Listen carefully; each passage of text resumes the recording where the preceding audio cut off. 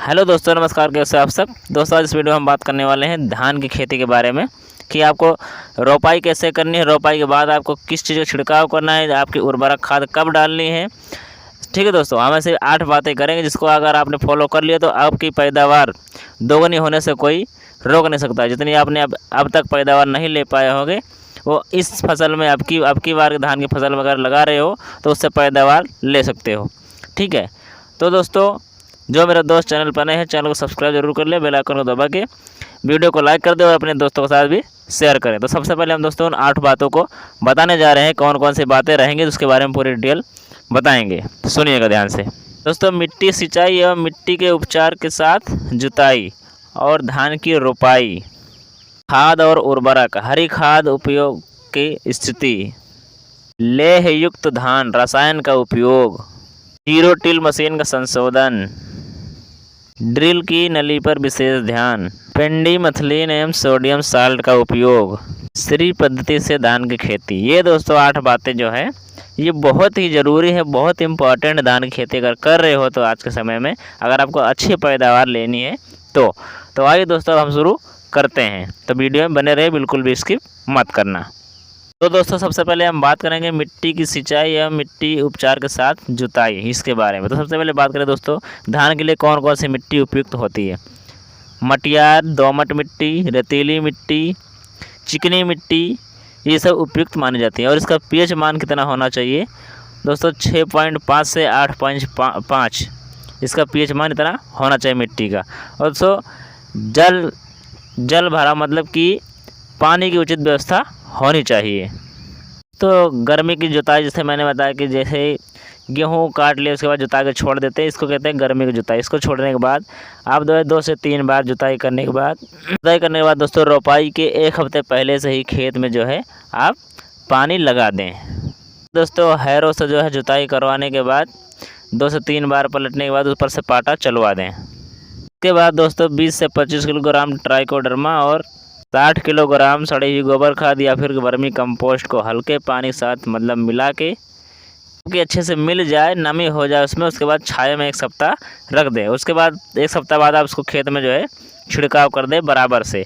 इससे दोस्तों जो है मिट्टी जनित रोग जो भी होते हैं ये नहीं आने वाले हैं। ये हो गया मिट्टी उपचार।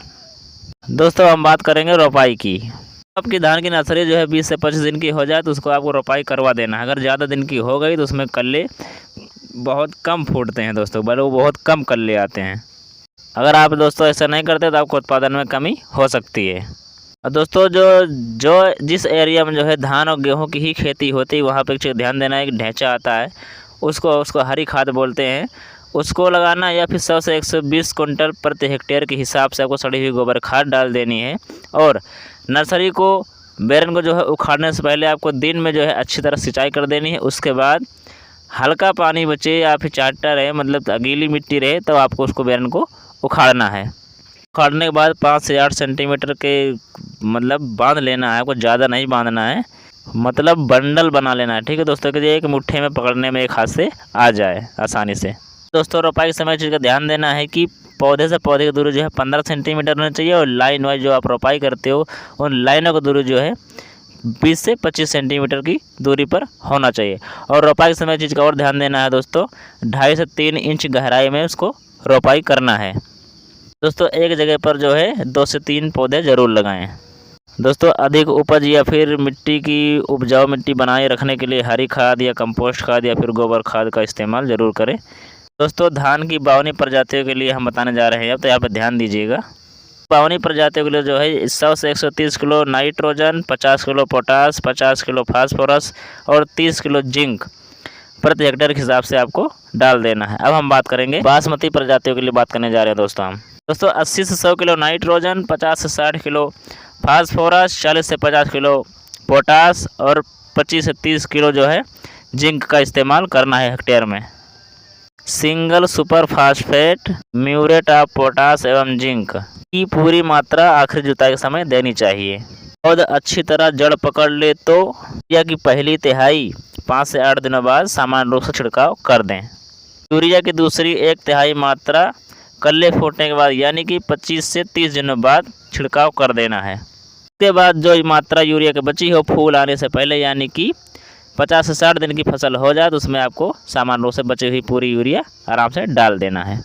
दोस्तों हम बात करेंगे हरी खाद उपयोग करने की स्थिति में आपको क्या करना है। दोस्तों हरी खाद या गोबर खाद आपने डाल दिया खेतों में तो आपको 20 से 25 किलोग्राम जो है नाइट्रोजन की मात्रा कम कर देनी है, जितना मैंने पहले बताया उसमें से। अब दोस्तों हम बात करें लेह युक्त धान। इस तरह जो नाम रखा गया इसका जो है, इसमें विशेष खरपतवारों की मतलब उपज नहीं रहती है। अगर एक आधी होती भी है उसको उखाड़ कर गहराई में दबा दे या फिर पेंडिमेथलिन का स्प्रे कर दे।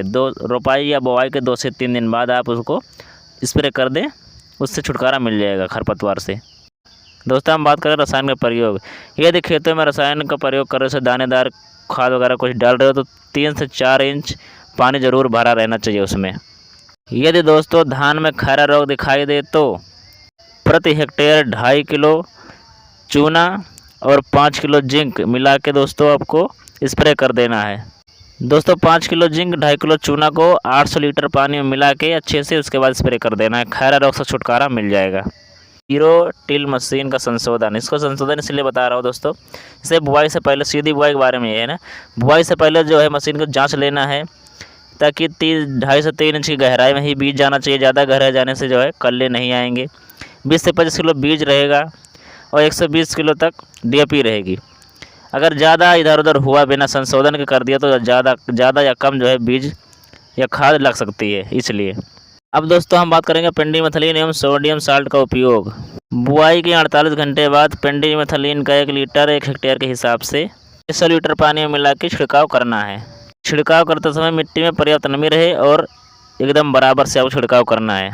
चौड़ी पत्ती या घास आए तो उनके नियंत्रण के लिए 2,4-D 80% सोडियम साल्ट 600 ग्राम 625 ग्राम हेक्टेयर की दर से प्रयोग करना चाहिए। उम्मीद है दोस्तों वीडियो पसंद आएगी। पसंद आई हो तो वीडियो को लाइक करना, चैनल को सब्सक्राइब करके बेल आइकन जरूर दबाना, अपने दोस्तों के साथ भी शेयर करना। फिर मिलते हैं अगली वीडियो।